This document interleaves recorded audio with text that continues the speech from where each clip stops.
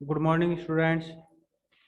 देखो, आज अपनी इको की इस वीक की दूसरी क्लास में आपका स्वागत है।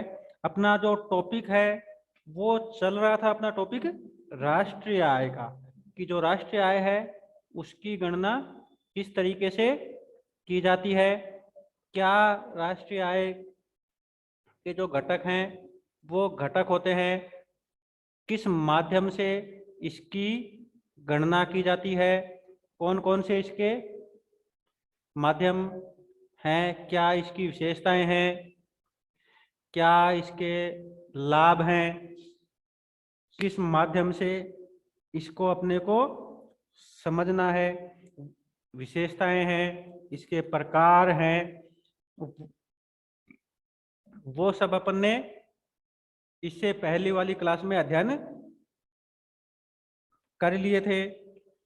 कल अपन ने जो टॉपिक है वो शुरू किया था राष्ट्रीय आय का मापन, कि किस तरीके से जो राष्ट्रीय आय है उसकी गणना की जाती है। अपन राष्ट्रीय आय का मापन किन माध्यमों से या कितने तरीके से जो अपनी राष्ट्रीय आय है उसकी हम गणना कर सकते हैं। तो इसमें अपन ने कल देखा था कि जो राष्ट्रीय आय उसको गिनने की कितनी विधियां हैं, 3 इसकी विधियां होती है। पहली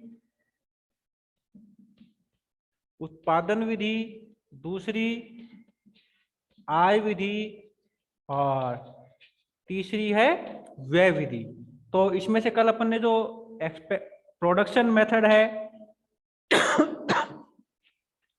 उसका अध्ययन कर लिया था कि उत्पाद विधि क्या है, उसका क्या अर्थ है, क्या इसकी विशेषताएं हैं, किस तरीके से उत्पादन के माध्यम से राष्ट्रीय आय की गणना की जाती है। जब उत्पादन विधि से राष्ट्रीय आय की गणना करनी होती है या की जाती है तो अपने को कौन कौन से जो तरीके हैं या कौन कौन सी जो सावधानियां हैं वो रखनी होती है।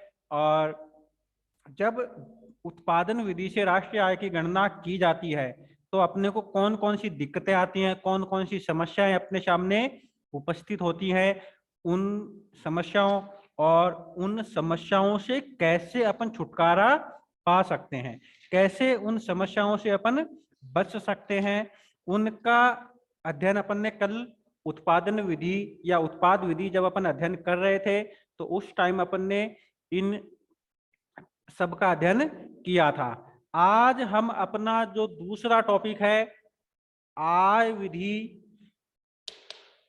उसका अध्ययन करेंगे, कि जब राष्ट्रीय आय की गणना करनी होती है तो उसमें जो आय विधि है वो किस तरीके से कार्य करती है, या आय विधि क्या होती है, कब इसको काम में अपने को लेना होता है, क्या इसके फायदे हैं, नुकसान हैं, कौन कौन सी अपने को इसमें सावधानियां रखनी होती है, उन सब का इसमें अपने को अध्ययन करना होता है।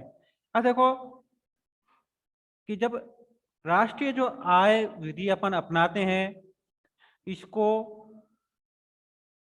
कार्य विधि या कारक भुगतान विधि, याद रखना कि जो आय विधि है उसको कारक भुगतान विधि या वर्गीकृत जो कार्य विधि है इस नाम से भी इसको जाना जाता है, कि आय विधि को कारक भुगतान विधि भी कह सकते हैं और वर्गीकृत जो कार्य विधि है उस कार्य विधि के नाम से भी इसको जाना जाता है। अब देखो ये विधि होती क्या है, कि जैसे किसी भी वस्तु या सेवा का जब उत्पादन किया जाता है तो उस उत्पादन कार्य के दौरान उत्पादक या उस सेवा के मालिक के द्वारा जो भी लगाया जाता है, जैसे कि उत्पादन जब अपन कर रहे हैं तो उसमें अपन क्या क्या लगाते हैं वो अपने को इसमें देखना है, कि जब किसी भी वस्तु या सेवा का उत्पादन किया जाता है तो इसमें क्या क्या लगाया जाता है, पहला इसमें लगाया जाता है श्रम, यानी मेहनत, मानवीय शक्ति। दूसरा भूमि। तीसरा पूंजी। और चौथा उद्यमशीलता, यानी एंटरप्रेन्योरशिप। कि किसी व्यक्ति को आगे आना होगा जो पूंजी, भूमि, श्रम तीनों को एक साथ जोड़ेगा और उनके सहयोग से क्या करेगा, किसी वस्तु का उत्पादन करेगा, यानी कोई न कोई वस्तु बनाएगा, यानी उसका उत्पादन किया जाएगा। अब जब वो इन सारी चीजों का निवेश करता है, श्रम लगाता है, भूमि लगाता है, पूंजी लगाता है और उद्यमशीलता को निवेश करता है, तो उसके द्वारा जो सेवाएं या जो कार्य वस्तु उत्पादन के संदर्भ में किए गए हैं, उसके बदले उसको क्या मिलता है, यानी इसने जो भी चीजें लगाई, इन चीजों के बदले उसको अपने व्यापार या अपने उत्पाद से क्या आय प्राप्त होती है। क्योंकि जब तक उसको कोई प्रॉफिट या कोई आय नहीं मिलेगी, तब तक वो क्या नहीं करेगा, पुनः निवेश नहीं कर पाएगा। तो उसको इससे कुछ ना कुछ आय प्राप्त होनी चाहिए। अब वो आय क्या क्या होती है, अब श्रम के बदले, यानी जो व्यक्ति अपनी श्रम दे रहा है, अपना मेहनत दे रहा है, उसको मेहनत के बदले में क्या मिलनी चाहिए, मजदूरी मिलनी चाहिए। कि जितना वो श्रम कर रहा है, उस श्रम के बदले उसको भुगतान स्वरूप क्या मिलना चाहिए, यानी जो वो इनपुट कर रहा है, उस इनपुट का आउटपुट उसको किस रूप में मिलेगा। अब अपन मेहनत करते हैं, काम करते हैं, मजदूरी करते हैं, तो उस मजदूरी के बदले अपने को क्या मिलता है, जो वेतन, जो पूंजी प्राप्त होती है, उसको मजदूरी के नाम से ही जाना जाता है। दूसरा, अपन ने अपनी भूमि लगाई, यानी जमीन लगाई, तो उस जमीन को क्रय करने के लिए अपने को क्या क्या लगानी पड़ी, पूंजी लगानी पड़ी। तो पूंजी भूमि के बदले जिस रूप में अपने को प्राप्त होती है, उस रूप को कहा जाता है लगान। नाम सुना हुआ है कि इसमें अपने को क्या देना पड़ता है, भूमि के बदले लगान। कि एक मान लो अपने 50 लाख रुपए की पूंजी लगाई, तो उस 50 लाख रुपए का जो ब्याज बनता है, वो ब्याज भी अपने को लगान के रूप में किससे मिलना चाहिए, जो वस्तु अपन उत्पादित कर रहे हैं, उस उत्पादन के परिणाम स्वरूप अपने को वो चीज मिलनी चाहिए। तीसरा अपन लगाते हैं पूंजी। कि बिना पूंजी के व्यापार नहीं चलाया जाएगा या नहीं चलाया जा सकता। तो जो पूंजी अपन वस्तु उत्पादन में लगाते हैं, उसके बदले अपन व्यापार से क्या चाहते हैं, उस पूंजी का ब्याज। कि उस पूंजी के बदले अपने को क्या मिले, ब्याज मिले। क्योंकि अगर अपन पूंजी कहीं और निवेश करते हैं, तो उसके बदले भी अपने को क्या मिलेगा, ब्याज मिलता है। तो इससे बेहतर विकल्प है कि अपन उसको अपनी वस्तु के उत्पादन में लगाएं, लेकिन लगाने के बाद भी अपने को उसका जो फेयर ब्याज है, यानी उचित जो मुआवजा है या उसका प्रतिफल कह लें, वो अपने को ब्याज के रूप में प्राप्त होना चाहिए। लास्ट में बचता है उद्यमशीलता, यानी वो व्यक्ति जो इन सब को एक साथ रखेगा और वस्तु का उत्पादन करेगा, और उसको बोलेंगे क्या, उत्पादक। यानी उसको क्या बोलेंगे, उत्पादक। तो अब उत्पादक ने इतनी मेहनत की, श्रम को इकट्ठा किया, पूंजी को इकट्ठा किया, भूमि को इकट्ठा किया, कच्चे माल की व्यवस्था की, मशीनों की व्यवस्था की, और इन सब के द्वारा क्या किया, वस्तुओं और सेवाओं का उत्पादन किया। उस वस्तुओं और सेवाओं के उत्पादन के बदले उसे क्या मिलना चाहिए, व्यापार से लाभ प्राप्त होना चाहिए, तो उसकी आय क्या मानी जाएगी? लाभ के रूप में उसकी आय की गणना की जाती है। तो अपन कह सकते हैं कि घरेलू आय यानी जो उसको प्राप्त हो रही है वस्तुओं इन सब के बदले का आकलन यानी अनुमान एक देश की घरेलू सीमा के भीतर एक लेखा वर्ष की दौरान सृजित आय के कुल जोड़ के रूप में किया जाता है। यानी इन सब का क्या लगाना अपने को? टोटल लगाना है। जब इन सब का टोटल लगाया जाएगा तो वो अपने को किस रूप में मिलेगा? नेशनल इनकम यानी राष्ट्रीय आय के रूप में वो अपने को प्राप्त होगा। अब देखो इसे क्या कहा जाता है कि विभिन्न कारणों से प्राप्त आय। ये सारे अलग अलग कारण हैं कि श्रम कारण अलग है, पूंजी का कारण अलग है, भूमि कारण अलग है, उद्यमशीलता कारण अलग है, और हर अलग कारण के बदले अपने को अलग रूप में आय प्राप्त हो रही है। कि सारी आय क्या है? अलग अलग है, एक जैसी नहीं है। श्रम करेंगे मजदूरी मिलेगी, पूंजी लगाएंगे लगान मिलेगा, पूंजी लगाएंगे ब्याज मिलेगा, उद्यमशीलता लगाएंगे तो अपने को लाभों की प्राप्ति होगी। तो इसलिए अपन क्या कह सकते हैं कि अलग अलग जो आय के कारक हैं ये सारे क्या है? आय के कारक। कि अपने को अलग अलग कारकों से क्या होती है? आय प्राप्त होती है। तो उस आय का जो वर्गीकरण है यानी आय के जो कारक हैं उन कारकों का अपने को क्या करना है? वर्गीकरण करना है। कि आय के जो भी कारक हैं उन कारकों का अपने को क्या करना होगा? वर्गीकरण करना है। तो इसमें अपना अगला जो टॉपिक बनता है वो बनता है कारक आय का वर्गीकरण। कि किस तरीके से अपन जो कारक आय है उसका वर्गीकरण करते हैं।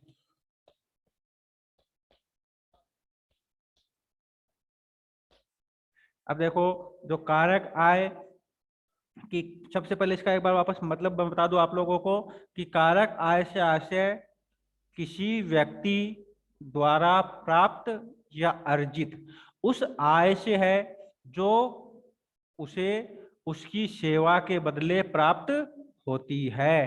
अब उसने मान लो श्रम के रूप में सेवाएं दी तो मजदूरी मिल जाएगी, भूमि के रूप में अपनी सेवाएं दी तो लगान के रूप में होगा, पूंजी के रूप में सेवाएं दी तो ब्याज के रूप में, और उद्यमशीलता के बदले या के रूप में उसने सेवाएं दी तो उसके बदले उसे जो आय है वो लाभ के बदले में प्राप्त होती है। इनमें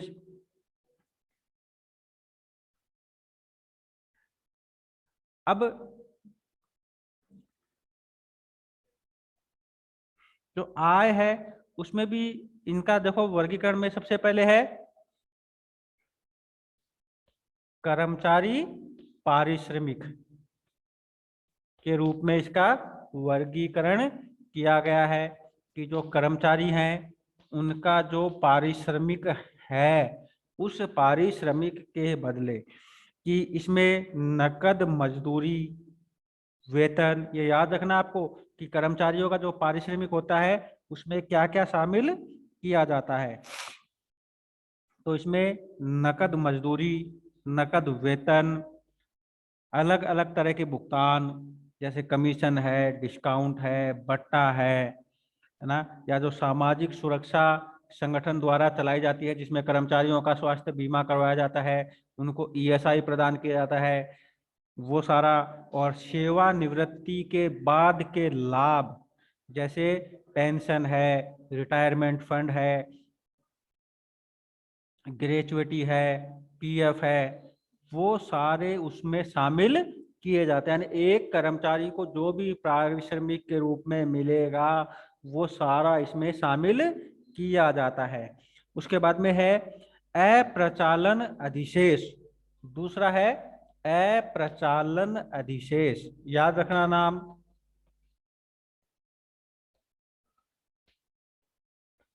अप्रचालन अधिशेष यानी ओवर सब्सक्रिप्शन या ऑपरेटिंग सरप्लस, कि इसमें उन संपत्तियों या उद्यमशीलता से प्राप्त आय को शामिल किया जाता है जो अपने कर्मचारी के लिए शामिल नहीं की है। यानी कर्मचारी के अलावा जो भी बच गया, पूंजी के अलावा, यानी वेतन, कमीशन, मजदूरी, bonus, pension, PF, gratuity, provident fund, उनके अलावा जो भी बच गया वो सारा किस में आएगा? अप्रचालन अधिशेष में शामिल किया जाएगा। अब देखो अपन ने 4 नाम बनाए थे। 4 नाम में पहला था मजदूरी, दूसरा लगान, तीसरा ब्याज और चौथा लाभ। इनमें से मजदूरी अपन ने किस में शामिल कर ली? कर्मचारी पारिश्रमिक में अपन ने मजदूरी को शामिल कर लिया। इसके बाद जो तीनों कौन कौन से बच गए? लाभ, ब्याज और लगान। इन तीनों को कहाँ शामिल किया जाएगा? अप्रचालन अधिशेष में शामिल किया जाएगा। अब देखो उसके बाद में इसमें आगे बता रखे हैं लाभ के प्रकार, कि जो इनको कर्मचारी या जो उद्यमी व्यक्ति है जो सबको एक साथ जोड़ के रखता है, पूंजी को, कैपिटल को, मजदूरी को, उन सबको एक साथ जोड़ के एक उत्पाद तैयार करता है, उसको जो लाभ मिलता है वो कितने तरीके का मिलता है? तो पहला जो इसमें लाभ का प्रकार आता है वो आता है लाभांश, यानी जो अंशधारकों को दिया जाता है, यानी कंपनी में जिन्होंने अंश रूप में अपनी पूंजी लगा रखी है उस पूंजी के बदले जो उनको आय प्राप्त होती है उस आय को क्या कहा जाता है? लाभांश यानी डिविडेंड कहा जाता है। दूसरा निगम कर, यानी ये भी उसी में से भुगतान किया जाता है जो वो उत्पादन करके लाभ प्राप्त करता है। अब निगम कर का मतलब होता है टैक्स, और टैक्स किसको दिए जाते हैं? सरकार को दिए जाते हैं। सरकार को जो टैक्स दिया जाता है वो भी अप्रचालन अधिशेष में लाभांश के तहत अपने को चुकाना होता है, क्योंकि वो भी क्या होता है? अपने उत्पादन का हिस्सा होता है, कि जो अपन उत्पादन बेचेंगे उससे जो अपने को आय प्राप्त होगी उस प्राप्त आय में से अपन क्या चुकाते हैं? निगम कर यानी टैक्स का भुगतान सरकार को करते हैं। तीसरा है अवितरित लाभ, यानी ऐसे लाभ जो बांटे नहीं गए।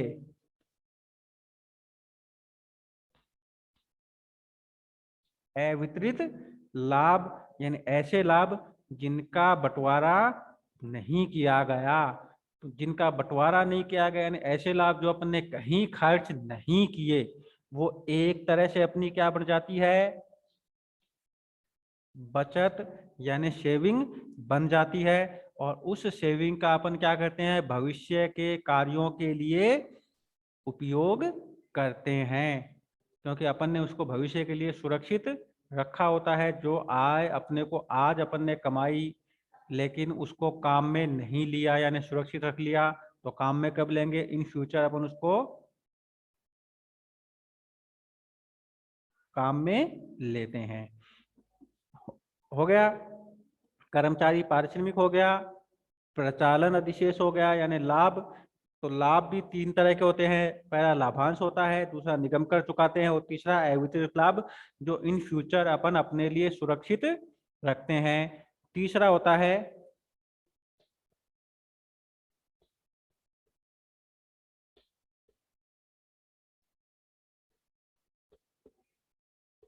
मिश्रित आय।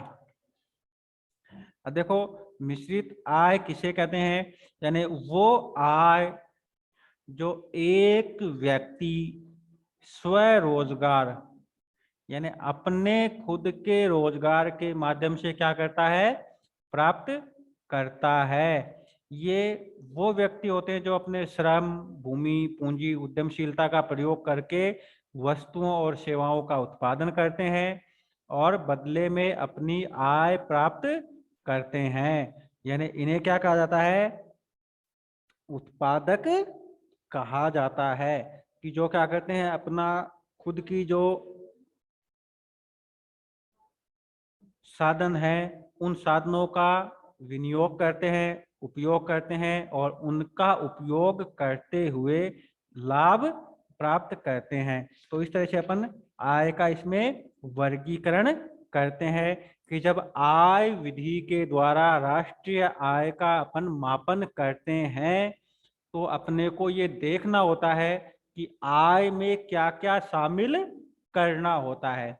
तो अपन ने देख लिया कि एक वस्तु का उत्पादन करते समय अपने को क्या क्या इनपुट करना होता है, जिसमें पूंजी है, श्रम है, भूमि है, उद्यमशीलता यानी साहस है। इन सब का अपने को क्या करना होता है, इसमें निवेश करना होता है और इस निवेश के आधार पर अपने को या तो मजदूरी प्राप्त होती है या लगान प्राप्त होता है या ब्याज प्राप्त होता है या लाभ के रूप में अपने को इनसे आय प्राप्त होती है।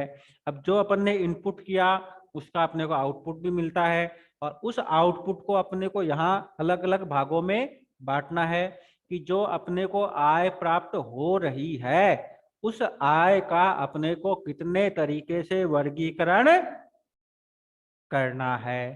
तो इसमें वर्गीकरण अपन ने कर लिया कि जो आय के कारक हैं उन कारकों का 3 तरीके से वर्गीकरण किया जाता है।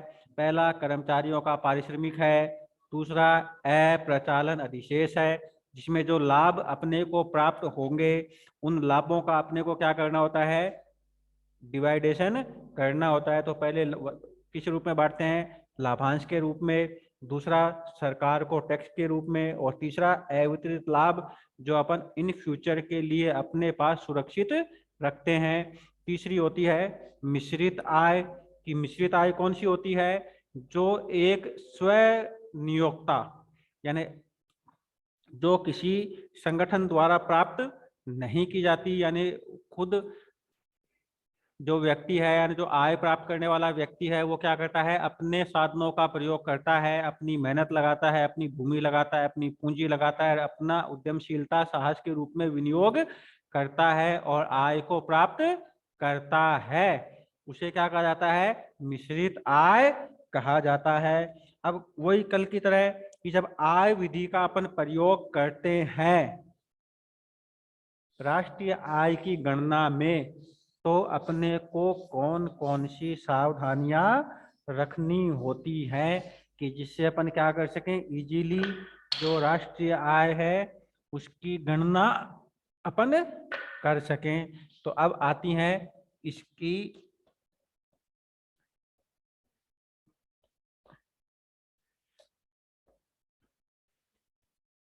सावधानियां कि जब आय विधि के द्वारा राष्ट्रीय आय की गणना की जाती है तो अपने को कौन कौन सी सावधानियां हैं वो ध्यान में रखनी होती है। पहला देखो, इसमें हस्तांतरित आय यानी ऐसी आय जो हम बिना किसी कार्य के प्राप्त कर रहे हैं, जैसे वृद्धावस्था पेंशन, बेरोजगारी भत्ता, छात्रवृत्ति, राष्ट्रीय आय, यानी सरकार या अन्य किसी संगठन द्वारा अपने को जो सहायता दी जाती है वो राष्ट्रीय आय में शामिल नहीं की जाती। अब सरकार द्वारा वृद्धावस्था पेंशन दी जाती है या बेरोजगारी भत्ता दिया जाता है युवाओं को, तो अलग अलग प्रकार की जो छात्रवृत्तियां हैं वो दी जाती है, वो राष्ट्रीय आय में शामिल नहीं की जाती क्योंकि अर्थव्यवस्था में इसे क्या माना जाता है, अनुत्पादक व्यय या अनुत्पादक आय कह सकते हैं कि अनुत्पादक आय इसमें शामिल नहीं होती। दूसरा, इसमें जो गैर कानूनी कार्य हैं,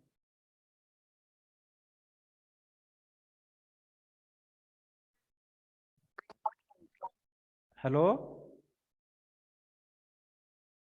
कि उसमें जो गैर उत्पादक कार्य हैं उनमें या जो गैर कानूनी कार्य है उनमें प्राप्त आय को राष्ट्रीय आय में शामिल नहीं किया जाता।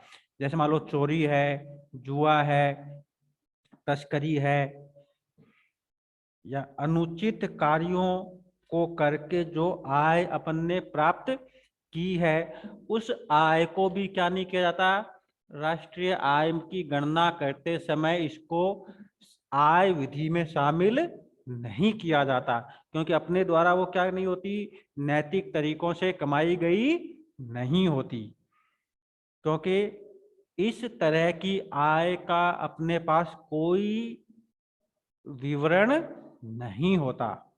तीसरा, पुरानी वस्तुओं के क्रय विक्रय पर दिए जाने वाले कमीशन और दलाली को राष्ट्रीय आय में शामिल नहीं किया जाता।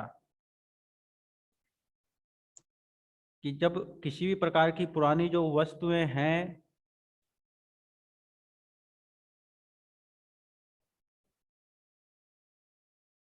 उनको क्या नहीं किया जाता, कि जब उनको बेचा जाता है तो उनके मूल्य को इसमें शामिल नहीं किया जाता। लेकिन जो व्यक्ति इनको बेचने में अपनी सहायता करता है, यानी जो एजेंट है या जो दलाल पुरानी वस्तुओं का क्रय विक्रय करता है या करवाने में अपनी मदद करता है, उनका जो कमीशन बनता है वो कमीशन राष्ट्रीय आय में शामिल किया जाएगा। तो यहाँ पर से बनता है कि जब पुरानी वस्तुएं हैं उनके जो मूल्य है वो मूल्य राष्ट्रीय आय में नहीं होगा, लेकिन जो एजेंट का कमीशन है वो कमीशन राष्ट्रीय आय में जोड़ा जाएगा, क्योंकि वो उसके व्यक्तिगत प्रयासों का परिणाम होता है। तीसरा, उसके बाद में चौथा देखो, शेयर तथा बॉन्ड्स की बिक्री पर दिए जाने वाले कमीशन और दलाली को भी इसमें शामिल किया जाता है। कि कोई भी कमीशन एजेंट होता है जो वो काम करता है तो उसके काम के बदले उसको जो कमीशन मिलता है वो उसकी पर्सनल आय में शामिल किया जाता है, क्योंकि व्यक्तिगत रूप से उस आय को वो क्या करता है, प्राप्त करता है, तो वो उसमें शामिल होगा। अचानक से प्राप्त आय, जैसे लॉटरी है या अपने को कोई पूंजीगत आय प्राप्त हो गई कि कोई पुरानी वस्तु मिल गई उसको अपन ने बेच दिया, या अन्य किसी भी माध्यम से अपने को कोई आय प्राप्त हो गई, उस आय को क्या नहीं किया जाता, राष्ट्रीय आय में शामिल नहीं किया जाएगा। जैसे लॉटरी है, घुड़सवारी है, चिटफंड कंपनियां हैं, उनसे जो प्राप्त आय है वो राष्ट्रीय आय की गणना करते समय आय विधि में शामिल नहीं की जाती। उसके बाद में पांचवा है, जिन मकानों के मालिक स्वयं मकान में रह रहे हैं उसे राष्ट्रीय आय में शामिल किया जाएगा, क्योंकि उन पे क्या लगता है, हाउस टैक्स लगता है, और यदि वो हाउस टैक्स चुकाया जाता है यानी गृह कर यदि चुकाया जाता है तो उसको राष्ट्रीय आय में शामिल किया जाता है। लेकिन सामान्य रूप से हम जिस मकान में रहते हैं उसके लिए कोई अपन किराया नहीं देते, क्योंकि उसके पास, क्योंकि हमारे पास उनका क्या नहीं होता, कोई लीगल दस्तावेज नहीं होता, पुश्तैनी वो अपन संपत्ति मान के उनका उपयोग कर रहे होते हैं। लेकिन यदि वो कर की श्रेणी में आते हैं तो अपने द्वारा उन पर जो कर चुकाया जाता है वो भी क्या किया जाएगा, राष्ट्रीय आय में शामिल किया जाएगा, क्योंकि वो सरकार को टैक्स के रूप में प्राप्त होती है। अगला जो बिंदु है सावधानी का वो है, स्व उपभोग के लिए उत्पादन के अनुरूप अर्थव्यवस्था में आय का सृजन होता है। कि हम अपने काम के लिए, अपने उपभोग के लिए, अपने फायदे के लिए जिन वस्तुओं और सेवाओं का क्रय करते हैं उनको भी अपन क्या मानते हैं, आय मानकर अपनी राष्ट्रीय आय में शामिल करते हैं, कि उनसे अपने को प्रॉफिट मिलता है तभी तो अपन क्या करते हैं, उन वस्तुओं का क्रय करते हैं। यदि अपने को उनसे प्रॉफिट ही नहीं मिलेगा तो अपन क्या नहीं करते, उनका उपयोग भी नहीं करते। अगला है निगम कर, लाभांश, अवितरित लाभ, जो अपन ने यहाँ पढ़े थे तीन टॉपिक, लाभांश, निगम कर और अवितरित लाभ, तीनों ही लाभ के रूप होते हैं। एक बार यदि राष्ट्रीय आय में इनको शामिल कर लिया जाता है तो इनको अलग अलग शामिल करने की आवश्यकता नहीं होती, क्योंकि लाभ है वो चाहे कितने भी रूप में अपन बांटें, मिलेगा तो अपने को एक ही बार, कि अपन ने वस्तु बेची, उससे 10 लाख रुपए का अपने को प्रॉफिट हुआ, तो उसमें से अपन टैक्स चुकाएं, या अपने किसी कर्मचारी को लाभांश में बांटें, या जिन्होंने अंश और ऋण पत्र ले रखे हैं उनको लाभांश में बांटें, उससे कोई फर्क नहीं पड़ता है। यानी उसकी 3 बार काउंटिंग थोड़ी करेंगे, काउंटिंग तो अपन एक ही बार करेंगे।